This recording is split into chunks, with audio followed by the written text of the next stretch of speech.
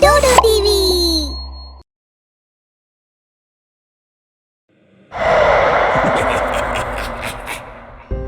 சுஜான்கர்ல ஒரு ஹாஸ்பிட்டல் இருந்துச்சு. சில நாட்கள்ல இருந்து அந்த ஹாஸ்பிட்டல்ல சில பேர் மரணமா இறந்து போறாங்க. காலையில 5 மணி இருக்கும். அப்போ யாரோ அழகு சத்தம் கேட்டுச்சு. ரத்தத்துல மிதந்துகிட்டு இருக்கிற வார்ட் பாயோட பிணம் கிடைச்சது. எங்க கொலை நடந்துச்சோ அங்க இருந்த ரத்தத்துல யாரோ ஒருத்தவங்களோட பெரிய கால் தடை இருந்துச்சு. சம்பவம் நடந்த இடத்துக்கு போலீஸ்காரங்களும் வந்தாங்க. நீங்க தானே நைட் டியூட்டில இருந்தது? நீங்க ஏதாவது பாத்தீங்களா? உங்களுக்கு ஏதாவது தெரியுமா? ஆமா, நான் நைட் டியூட்டில தான் இருந்தேன். ஆனா என் ரூமை விட்டு அப்பவே போயிட்டேன். ஒரு பேஷண்ட்க்கு ஆபரேஷன் ஆனதுனால அவர் சீரியஸா இருந்தாரு. இந்த கொலை யார் செஞ்சாங்கன்னு எனக்கு தெரியவே தெரியாது. இந்த வார்ட் பாய்க்கு யாருக்கு ஏதாவது விரோதம் இருந்துச்சா? இல்ல, எனக்கு எதுவும் தெரியாது. போலீஸ் அங்க இருந்த ரத்தத்தை சாம்பிள் எடுத்துக்கிட்டாங்க. அப்புறம் மத்த எல்லா ஃபார்மாலிட்டிஸையும் முடிச்சுட்டு அந்த பணத்தை போஸ்ட்மார்ட்டம் செய்யறதுக்காக எடுத்துட்டு போயிட்டாங்க. சில நாட்களுக்கு அப்புறம் சுடுகாட்டுக்குள்ள இருந்த ஒரு ஜின் ஹாஸ்பிட்டலுக்குள்ள வந்துச்சு. அப்புறம் அது ஒரு பொண்ணோட கையை பிடிச்சி இழுத்துக்கிட்டே ஒரு ரூம்குள்ள கூட்டிட்டு போயிடுச்சு. அதே ஹாஸ்பிட்டல்ல இருந்த ஒரு வார்டுல நந்து ரொம்ப பயந்து போய் உட்காந்துக்கிட்டு இருந்தான். அவன் ஒரு நாளுக்கு முன்னாடி தான் அட்மிட் ஆயிருந்தான். திடீர்னு பயங்கரமா ஒரு சத்தம் கேட்டுச்சு. நந்து பெட்டை விட்டு இறங்கி பக்கத்து பெட்ல இருந்த நோயாளிக்கிட்ட போனான். அவனும் பயந்து போய் உட்காந்துக்கிட்டு இருந்தான். உங்களுக்கு ஏதாவது தெரியுமா இந்த மாதிரி வித்தியாசமான சத்தம் எங்கேருந்து வருதுன்னு? நான் அன்னைக்கு நடந்த கொலைக்கு அப்புறம் நைட்ல தூங்குறதே இல்லை. அன்னைக்கு இதே மாதிரி வித்தியாசமான சத்தம் கேட்டுச்சு. யாரோ வழியில கட்டினாங்க. நீங்க நர்ஸ் கிட்ட சொல்லியிருக்கலாம்ல. நான் சொன்னேன், ஆனா நர்ஸ் ஜூலி ஒன்றுமே சொல்லலை. நான் போய் நர்ஸ் ரூம்ல பார்க்கலாம். நந்து நர்ஸ் ஜூலியாவோட ரூமுக்கு போனது அங்க நடந்ததை பார்த்து ரொம்ப பயந்துட்டான். ஒரு பயங்கரமான ஜின் அந்த நர்ஸை கத்தியால குத்திக்கிட்டு இருந்துச்சு. அப்போ அந்த ரத்தம் ரூம் எல்லாம் தெரிச்சுக்கிட்டு இருந்துச்சு. அங்க இருந்த அந்த பெரிய பெரிய கால் தடங்களை பார்த்து நந்து பயந்து போய் அவனுடைய வார்டுக்கு ஓடி வந்துட்டான். ஓடி வந்து அவனுடைய பெட்டில் சும்மா உட்காந்துக்கிட்டான். உங்க ரூம்ல ஒரு அடிப்பட்ட பொண்ணு இருக்கா? நான் இப்ப அங்கிருந்து தான் வரேன். அங்க ஒரு பயங்கரமான கொடூரமான ஜின் அந்த பொண்ணை கத்தியால குத்திட்டே இருந்துச்சு. உனக்கு எப்படி தெரியும் அவன் ஜின் அப்படின்னு? நான் அரேபியன் நைட்ஸ் படத்துல இந்த மாதிரி ஜின்னை பார்த்துருக்கேன், அதனால தான் சொல்றேன். அட கடவுளே, நம்ம ஹாஸ்பிட்டல்ல என்னதான் நடக்குது? நர்ஸ் ஜூலியா ஹாஸ்பிட்டல்ல இருக்கிற ஸ்டாஃப்க்கு கால் பண்ணாங்க. அப்போ ஹாஸ்பிட்டல் சேர்ந்தவங்க அங்க வரும்போது அப்போ அந்த பொண்ணு கல்லறையில இருக்கிற ஜின் அப்படின்னு சொல்லிக்கிட்டு இறந்து போயிட்டான். போலீஸ்காரங்க மறுபடியும் இன்வெஸ்டிகேஷன் ஆரம்பிச்சாங்க. நந்து எதுவும் சொல்லாம பெட்ஷீட்டை போட்டி தூங்கிட்டான். இன்னும் மலையாளத்தில் இருக்கிற சின்ன திடீர்னு புதுசா இருக்கு. எல்லாரும் அமைதியா இருந்தாங்க. யாருக்கும் எதுவும் தெரியாது, நந்துவை தவிர. விசாரணை முடிஞ்சது. போலீஸ்காரங்க கிளம்பி போயிட்டாங்க. சிஸ்டர், பயத்துல என் உயிரே போயிடும் போல. நீங்க தயவு செஞ்சு யாருக்கிட்டே சொல்லாதீங்க. நான் அங்க யாரையும் பார்த்தேன். நான் இந்த மாதிரி விஷயத்துல தலையிட விரும்புறேன். நீங்க பயப்படாதீங்க, உங்களுக்கு உடம்பு சரியில்லாம போயிடும். நான் ஏதாவது செய்யறேன். அவ கதவை இருக்கு மூடிட்டான். ஆனா அப்போ யாரோ ஒருத்தங்க அந்த வார்டை நோக்கி நடந்து வர சத்தம் கேட்டுக்கிட்டு. அந்த சத்தம் கதவு வரைக்கும் வந்துச்சு. அதுக்கப்புறம் மறுபடியும் அந்த சத்தம் திரும்ப போயிடுச்சு. அதுக்கப்புறம் நர்ஸ் வெளியே வந்து பார்த்தாங்க. அவங்க பார்த்தாங்க கதவுல ஒட்டி இருந்த சிலுவை சிகப்பா மாறி இருந்துச்சு.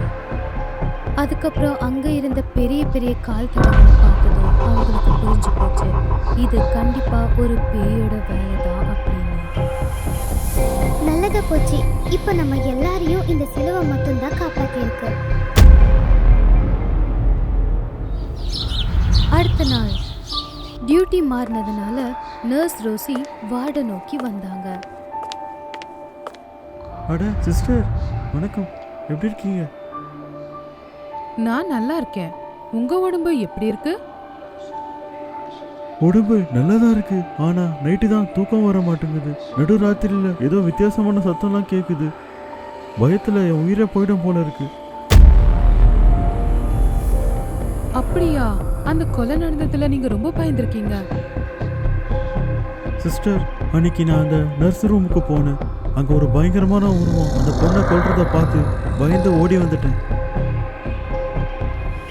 ஆமா, போலீஸ் போலீஸ்காரங்க விசாரிச்சுக்கிட்டு இருக்காங்க. மேடம், இந்த மாதிரி விஷயத்துல போலீஸால ஒண்ணுமே பண்ண முடியாது. இதுக்கு மாய மந்திரம் தெரிஞ்சவங்களால தான் ஏதாவது பண்ண முடியும்.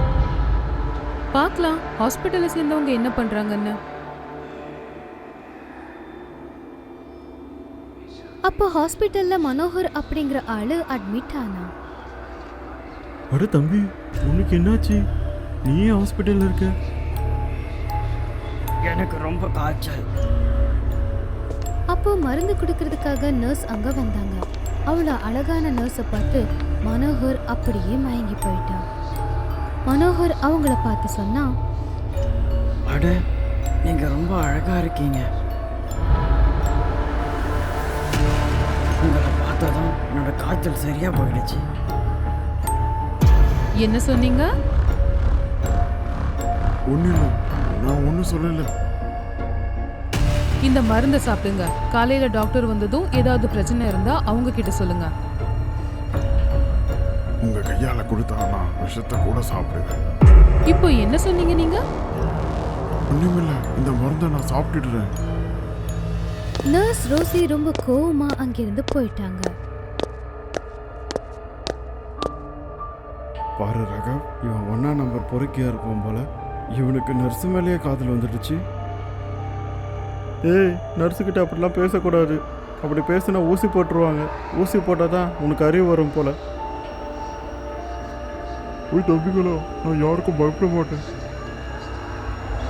அப்போ திடீர்னு மறுபடியும் சத்தம் வர ஆரம்பிச்சு. இந்த தடவை மனோகர் எழுந்திருச்சு நர்ஸோட ரூமை நோக்கி போனான். 2 பேரும் அவனை தடுத்தாங்க. ஆனா அவன் கேட்கல. அவன் நர்ஸோட ரூம் பக்கத்துல போனதும் அவனுக்கு அங்க ஏதோ ஒரு சத்தம் கேட்டுச்சு. அவன் மெதுவா கதவை திறந்து பார்த்தான். அப்போ 2 பெரிய கை அவனை எடுத்துச்சு.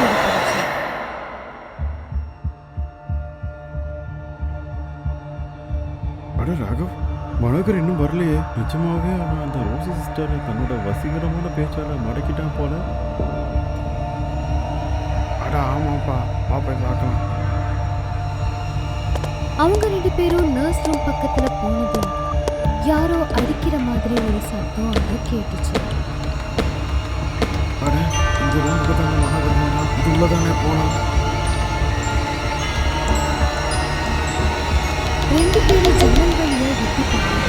அப்போ அந்த room மனோகர கத்தியால குத்திக்கிட்டு இருந்துச்சு. அந்த ரத்தம் ரூமெல்லாம் தெரிச்சுக்கிட்டு இருந்துச்சு. அங்க மனோகர் துடிச்சுக்கிட்டு இருந்தான். ஐயோ கடவுளே, காப்பாத்துங்க, இந்த ஹாஸ்பிட்டல்ல பேய் இருக்கு. மனோகரை கொன்னுடுச்சு. இப்போ அது யாரையும் விடாது. அவங்க 2 பேரும் ஹாஸ்பிட்டலை விட்டு ஓட ஆரம்பிச்சாங்க. அட, நீங்க 2 பேரும் எங்க ஓடுறீங்க? ஹாஸ்பிட்டலுக்குள்ள யாரை கட்டுமா? நீயும் எங்க பின்னாடி ஓடி வந்துட்டு. நர்ஸ் ரூம்ல ஜின்னு இருக்கு. இன்னைக்கு ஒரு பேஷண்ட்டை அது கொன்னுடுச்சு. என்னது? இல்லை, நானும் வரேன். செக்யூரிட்டியும் அவங்க பின்னாடியே ஓடினாங்க. அவங்க 3 பேரும் நைட் நேரத்துல ஓடிக்கிட்டே முழுசா கட்டி முடிக்காத ஒரு வீட்டுக்குள்ள போயிட்டாங்க. அதுக்கப்புறம் அந்த வீட்டோட கதவை இருக்க மூடிட்டாங்க. அப்ப அவங்களுக்கு யாரோ நடந்து வர சத்தம் கேட்டுச்சு. ஐயோ கடவுளே, அது மோப்ப பிடிச்சி வந்துடுச்சு. இங்க வரைக்கும் வந்துடுச்சு. தம்பிகளா, எதுவும் சவுண்ட் கொடுக்காதீங்க. அப்போ கதவு பக்கத்துல அந்த ஜின்னோட சத்தம் ரொம்ப பயங்கரமா கேட்டுச்சு. இன்னைக்கு நான் உங்க யாரையும் விட மாட்டேன். இங்கே என்ன பார்த்துட்டீங்க? அதுதானே சொல்றேன். அவங்க 3 பேரும் பயந்து போய் வருவதற்குள்ள அப்போ அந்த ஜின் கதவை உள்ள வந்ததும் வந்து பார்த்து பயந்துட்டான். அது அந்த ரூம்குள்ள வந்ததும் 3 பேரும் அதை தாக்க ஆரம்பிச்சாங்க. அதை செமையா போட்டு அடிச்சாங்க. 3 பேரும் ஒன்னா சேர்ந்து தாக்குனதுல அது பயந்து போய் அங்க இங்கன்னு ஓடிக்கிட்டு இருந்துச்சு. அப்போ திடீர்னு நந்துவோட கழுத்துல இருந்த காயத்தை அந்த ஜின்னோட உடம்புல பட்டுச்சு. அப்போ அதை பார்த்ததும் எல்லாரும் ஆச்சரியப்பட்டாங்க. ஜின்னோட உடம்புல அந்த காயத்தை பட்டதும் அது சாக்கடிச்ச மாதிரி கீழே விழுந்து துடிச்சுக்கிட்டு இருந்துச்சு. டேய், நீ உன்னோட கழுத்தில் இருக்கிற தாயத்தை கழட்டி எரிச்சிரு. இதையா? இந்த தாயத்தையா? இல்லை முடியாது, நாங்கள் இதை கழட்ட மாட்டோம். இது எங்கள் அம்மா கொடுத்தது. நந்து, எங்களையும் பிடிச்சிக்கோ. 3 பேரும் ஒருத்தங்க கையை ஒருத்தங்க இறுக்கமா பிடிச்சிட்டாங்க. அப்போ செக்யூரிட்டி சொன்னாரு, இந்த தாயத்தை கழட்டி அந்த ஜின் மேல போடு. நந்து ரொம்ப கவனமா அவன் கழுத்துல இருந்த தாயத்தை தூக்கி அது மேல போட்டான். அப்போ திடீர்னு என்ன செஞ்சுட்டேன்? நான் என்னோட சக்தியெல்லாம் எழுந்துட்டேன். கடவுளே, என்னை மன்னிச்சிடு. நந்து அதை துடிக்கிறத பார்த்ததும் அந்த தாயத்தை மறுபடியும் அது மேல தூக்கி போட்டான். 3 பேரும் வெளியே போய் சில மரக்கட்டைகளை எடுத்துட்டு வந்தாங்க. அதுக்கப்புறம் அந்த ஜின் மேல அதை போட்டு தீய வச்சு கொளுத்திட்டாங்க. அந்த இரவோட இருட்டு முடிய போற நேரத்துல அந்த வீடு முழுக்க நெருப்பு எரிய ஆரம்பிச்சது. பார்த்துக்கிட்டு இருக்கும் போதே அந்த நெருப்புல அந்த ஜின் இருந்து போயிடுச்சு. நந்து தம்பி, இன்னைக்கு உன்னோட தாயத்தை தான் நம்ம உயிரோட காப்பாத்துச்சு. ஆமாப்பா, இந்த ஜின் போன வாரம் கூட 3 கொலை பண்ணியிருக்கு. வாங்க சீக்கிரமா ஹாஸ்பிட்டல் போகலாம், இல்லைன்னா என்ன வேலை விட்டு தூக்கிடுவாங்க. சாப்பாட்டுக்கு வழி பண்ணணும்ல. தேவையில்லாம இந்த மனோகர் தன்னோட உயிரை இழந்துட்டான். அந்த கல்லறையில இருந்த ஜின் கிட்ட இருந்து ஹாஸ்பிட்டல்ல இருந்த எல்லாரும் தப்பிச்சிட்டாங்க. ராஜஸ்தானோட ஹைவே பக்கத்துல ஒரு நகரம் இருந்துச்சு. அந்த நகரத்துக்கு யார் போனாலும் அவங்க திரும்பி வந்ததே இல்லை. நண்பா, எங்கேயாச்சும் வெளியில் போகலாமா? சரி, ராஜஸ்தான் போகலாம். சரி, எல்லாரும் பேக் பண்ணுங்க, காலையில் போகலாம். விக்கி, உன்னோட அண்ணன் வரானா? இல்லை, என்னால் வர முடியாது, எனக்கு கொஞ்சம் வேலை இருக்கு. நீங்கள் போயிட்டு வாங்க. காலையில 3 பேர் நண்பர்களும் ராகுலோட காரை எடுத்துட்டு புறப்பட்டாங்க.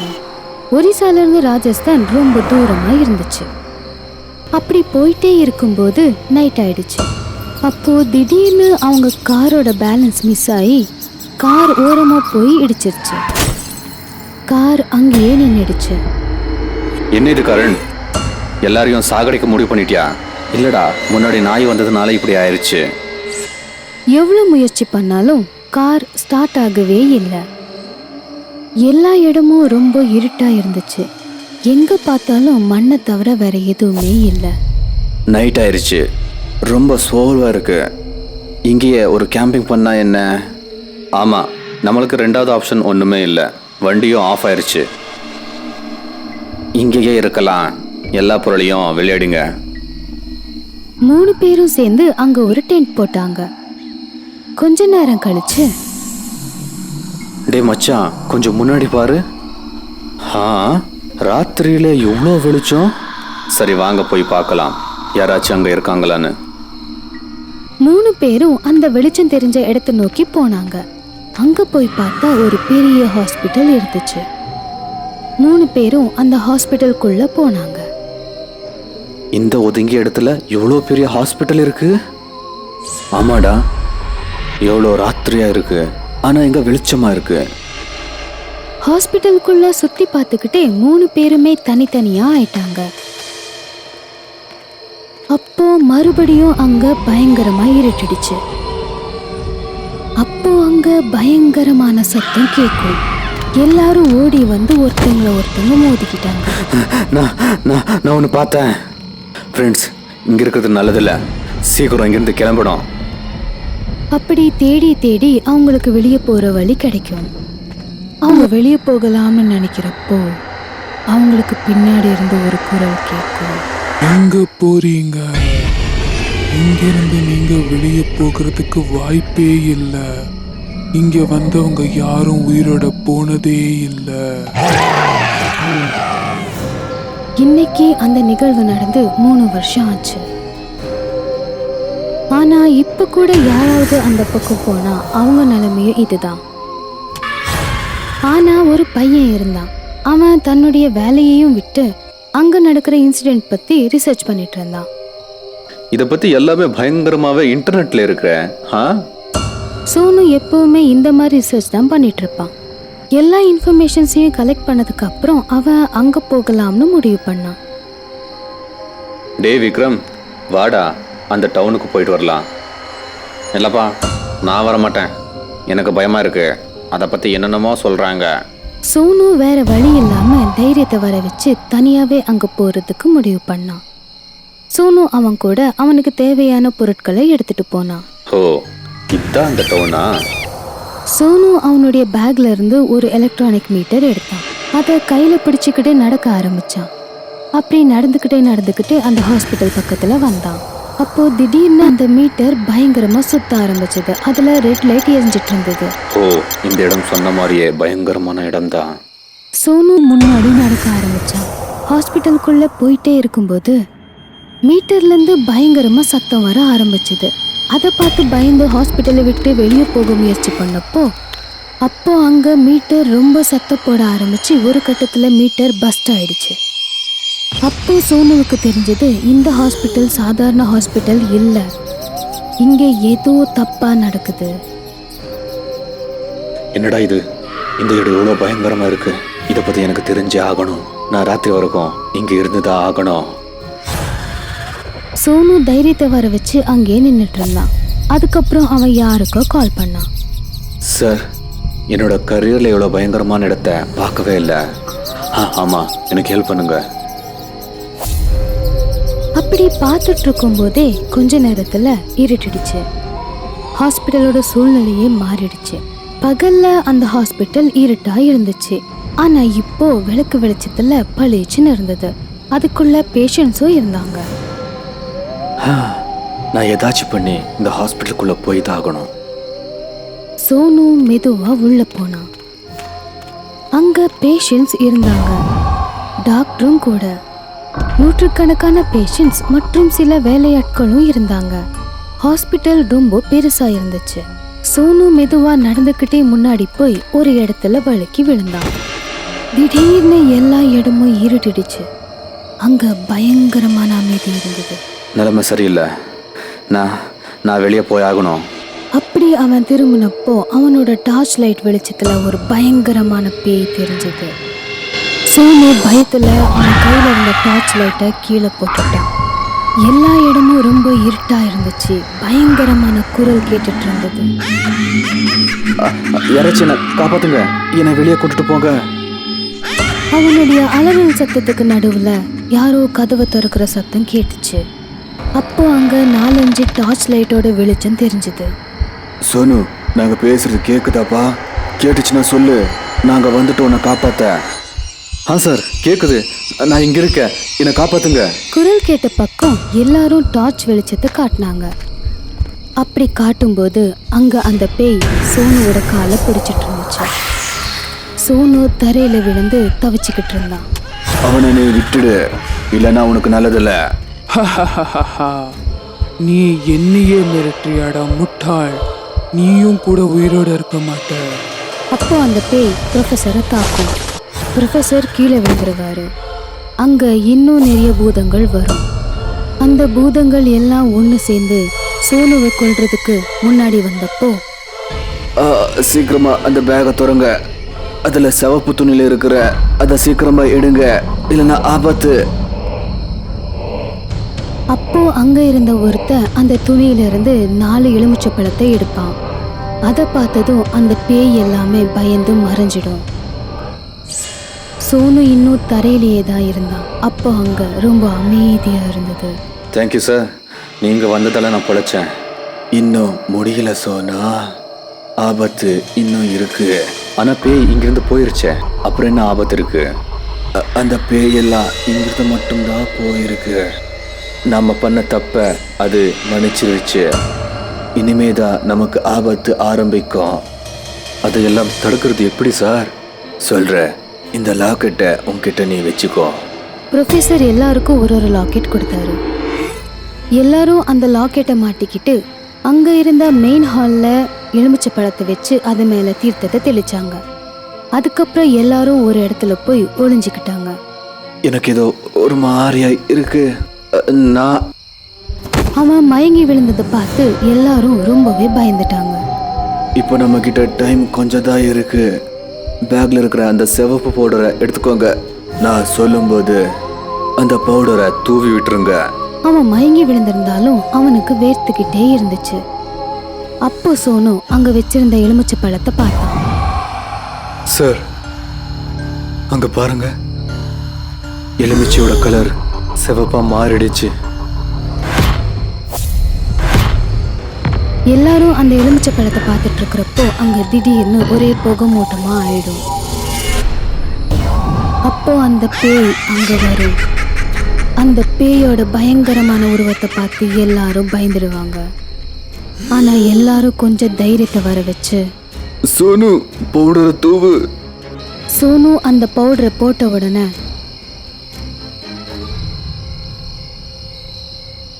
நிறுத்துங்க, எங்களுக்கு முக்தி வேணும்.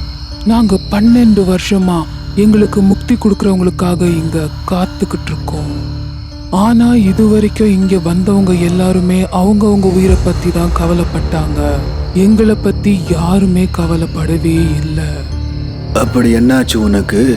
எல்லா பூதங்களும் ஒன்னா சேர்ந்து, நான் இந்த ஹாஸ்பிட்டலோட டீன். இந்த ஹாஸ்பிட்டல் ஊனமுற்றவர்களுக்காக எப்பவுமே வேலை செஞ்சுக்கிட்டு இருக்கோம். ஆனா ஒரு நாள் திடீர்னு ஹாஸ்பிட்டல்ல நெருப்பு பிடிச்சிருச்சு. எல்லாரும் ஊனமுற்றோர் அப்படிங்கிறதுனால யாராலையும் ஓட முடியல. அவங்கள காப்பாற்றணும்னு போன நாங்களும் அதே நெருப்புல மாட்டி எங்க உயிரை விட்டோம். ஆனா எங்களை காப்பாத்துறதுக்கு யாருமே வரல. உங்களோட வலி என்னன்னு எனக்கு புரியுது.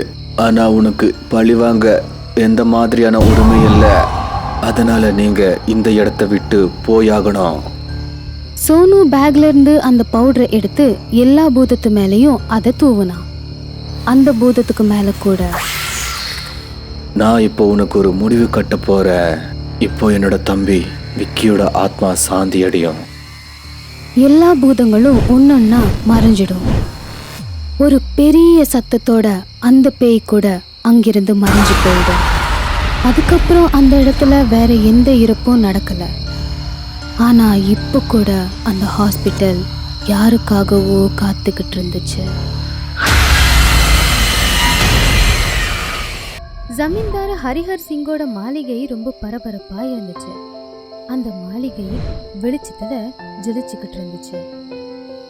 ஜமீன்தாரோட ஒரே ஒரு செல்ல பொண்ணு பூனத்தோட கல்யாணம் இன்னைக்கு. பூனம் அவளுடைய அறையில அலங்கரிச்சுக்கிட்டு ரொம்ப அழகா இருந்தா. அடிக்கடி கண்ணாடியில அவளுடைய அழகை பார்த்து ரசிச்சுக்கிட்டு இருந்தா. எத்தனை தடவை உன் அழகை நீ பார்த்துக்கிட்டே இருப்ப? நீ எவ்வளவு அழகா இருக்கேன்னா மாமா உன்னை பார்த்தா மயங்கி விழுந்துருவாரு. சும்மா இரு. மேல சத்தம் கேட்ட உடனே ஃப்ரெண்ட்ஸ் எல்லாரும் ஓடி போய் வெளியே பார்த்தாங்க.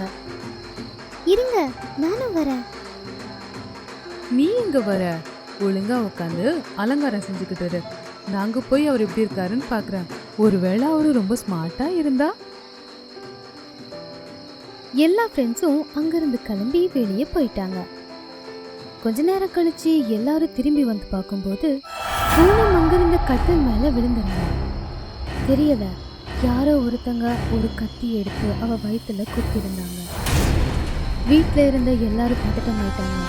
யாருக்கும் தெரியல இது எப்படி நடந்துச்சுன்னு. ஜமீன்தார் இந்த செய்தியை கேட்ட உடனே அங்கிருந்து வேகமா ஓடினார்.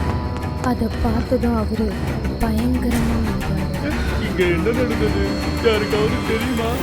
யாராவது இங்க வந்தாங்களா? ஏதாவது வேலைக்காரன், முன்ன பின்ன தெரியாதவன், புது ஆள் யாராவது வந்தாங்களா? இல்ல, இங்க யாருமே வரல. அவ ரொம்ப சந்தோஷமா இருந்தா. நாங்க மாப்பிள்ளைய பார்க்க போகும்போது வரேன்னு அடம் பிடிச்சா. மாப்பிள்ளை வீட்டுக்காரங்களை திரும்ப போக சொல்லுங்க.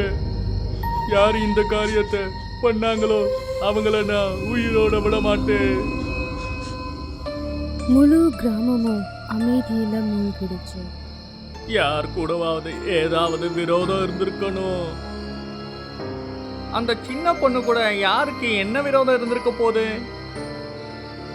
போலீஸ் வந்து விசாரணை பண்ணா எல்லாம் தெரியும். கடவுளே, என் பொண்ணு கல்யாணம் எந்த பிரச்சனையும் இல்லாம நல்லபடியா முடியணும். ஒரு வாரத்துக்கு அப்புறம் சௌத்ரியோட பொண்ணு சுதாவோட கல்யாணம் நடக்க இருந்துச்சு. சௌத்ரி வீட்டுல இருக்கிற அத்தனை பொம்பளைங்களையும் கவனமா இருக்க சொன்னாரு. சுதாவை தனியா விட்டு போக கூடாது, சரியா? சுதா ரெடியாகி உக்காந்துருந்தா. எல்லாரும் அவளை கிண்டல் பண்ணிக்கிட்டு இருந்தாங்க. மாப்பிள்ளை ஊர்வலம் வந்ததும் அவளுடைய தங்கச்சியை மட்டும் அங்க விட்டுட்டு எல்லாரும் கிளம்பிட்டாங்க. அப்போ திடீர்னு கதவு ஜன்னல் எல்லாம் அடிக்க ஆரம்பிச்சது. ரொம்ப பெரிய சத்தத்தோட கதவு திறந்துக்குச்சு. ராதா அந்த கதவை மூடுறதுக்காக போனா. ஆனா அவ வெளியவே இருந்துட்டா. உடனே கதவு தானாவே மூடிக்குச்சு. அவ எவ்வளவு முயற்சி செஞ்சாலும் கதவை திறக்கவே முடியல. உள்ள இருந்து சுதாவோட அலறல் சத்தம் கேட்டுக்கிட்டு இருந்துச்சு. ஆனா மேல சத்தத்துல அது அமைஞ்சிடுச்சு. ராதா உடனே கீழே ஓடினா. அப்பா, சீக்கிரம் வாங்க. அக்காவோட ரூம் கதவு தானாவே சாத்திக்கிச்சு, திறக்கவே முடியல. அவங்க எல்லாரும் மேலே வந்து பார்க்கும்போது சுதாவோட உடம்பு தரையில் விழுந்துருந்துச்சு. அவளுடைய கழுத்துல யாரோ குத்திருந்தாங்க. யாரோ அவ கழுத்துல கத்தியாலோ குத்தி இருக்காங்க. முழு கிராமமே பதட்டமா இருந்துச்சு. போலீஸ் வந்தாங்க. சௌத்ரி, உங்களுக்கு வேற யாரு கூடயும் எந்த விரோதமும் இல்லையே? உங்க பொண்ணு யாரையாவது காதலிச்சாலா? அப்படியெல்லாம் ஒண்ணு இல்ல சார். இந்த கல்யாணம் அவ விருப்பப்படிதான் நடத்தினேன். ஒரு கொலைக்கு பின்னாடி இப்போ 2 கொலை நடந்திருக்கு இந்த கிராமத்துல. அதுவும் மணப்பொண்ணு ரெடியா இருக்கும்போது இது கொஞ்சம் யோசிக்க வைக்கிற மாதிரி தான் இருக்கு. போலீஸ் அவங்களுடைய இன்வெஸ்டிகேஷனை முடிச்சுட்டு கிளம்பிட்டாங்க. அப்புறம் அந்த பாடியை போஸ்ட்மார்ட்டம்க்கு அனுப்புனாங்க. 1 மாசத்துக்கு அப்புறம் ஊர் தலைவரோட 2வது மகள் தாராவுக்கு கல்யாணம். என்ன மீறி ஒரு ஈக்காக கூட உள்ள வர முடியாது. அந்த ரேஞ்சுக்கு பாதுகாப்பு போட போறேன். தாராவோட தலையில அந்த சிகப்பு துணியை போத்தின உடனே திடீர்னு எல்லா லைட்டுமே அணைஞ்சு போச்சு. அப்போ அங்க ஒரு அமைதியற்ற சூழல் நிலவுச்சு. எல்லாரும் விளக்கும் டார்ச் லைட் எடுத்துட்டு வந்து பார்க்கும்போது யாரோ தாராவோட முதுகுல குத்தி அங்கிருந்து போயிருந்தாங்க. பாவம் தாராவோட கண்கள் திறந்தே இருந்துச்சு. ஆனா அவளுடைய உடம்பு ஒரு பக்கமா விழுந்திருந்துச்சு. இது கண்டிப்பா ஒரே ஆளோட வேலையா தான் இருக்கணும். யாரு நம்ம மணப்பெண்களை இப்படி இறக்கமே இல்லாம கொல்றாங்க?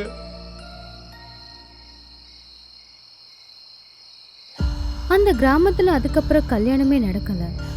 எல்லாரும் இத பத்தியே தான் யோசிச்சுக்கிட்டு இருந்தாங்க. என் பேச்ச கேளுங்க. இனி கல்யாணத்தை நாம நம்ம கிராமத்துல இருக்கிற பழைய துர்கா கோயில தான் நடத்தணும். இதுதான் சரி.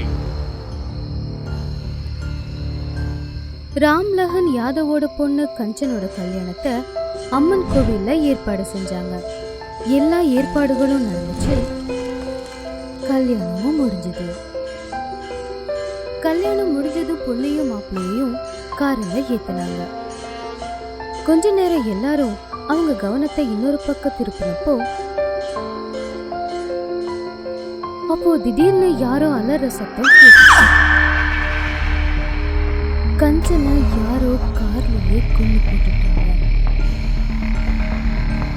இந்த தடவை கத்திய அவங்க அவளுடைய இதயத்துல குத்திருந்தாங்க. இது எல்லாத்தையும் ஏதோ ஒரு மனுஷன் செய்யல, இது ஏதோ ஒரு பேயோட வேலை தான். கோவிலுக்குள்ள இருக்கும்போது எதுவுமே நடக்கல. அதே நேரத்துல பயங்கரமான ஒரு குரல் கேட்டுச்சு. நான் பேய்தான். இந்த கிராமத்துல இருக்கிற எல்லா பொண்ணுங்களோட ரத்தத்தை குடிக்கிற வரைக்கும் என்னுடைய தாகம் தனியவே தனியாது. அப்போ எல்லாருமே மேல நின்று பார்த்தாங்க. அங்க ஒரு பேய் மணப்பெண் கோலத்துல நின்றுட்டு இருந்துச்சு.